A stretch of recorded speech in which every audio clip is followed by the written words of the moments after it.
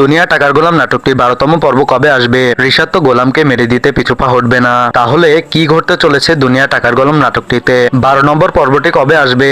কি করলে সবার আগে 12 নম্বর পর্বটি দেখতে পারবেন তা জানিয়ে দেবো আজকের এই ভিডিওতে। তাই ভিডিওটি টানাটানি না করে সম্পূর্ণ দেখুন। বর্তমানে ট্রেন্ডিং কাঁপানো নাটক হলো দুনিয়া টাকার গোলাম।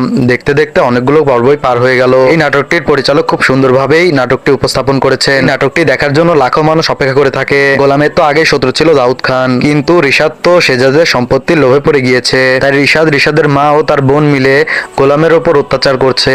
আর এদিকে ফাতেমা জেনে গিয়েছিল মিথ্যা কথা বলে তাকে বিয়ে করেছিল। রিশাদ যে একটা ধোঁকাবাজ তা ফাতেমা আগে থেকেই জানতো। তাই দুনিয়া টাকার গোলাম নাটকটিতে আগুন লেগেছে।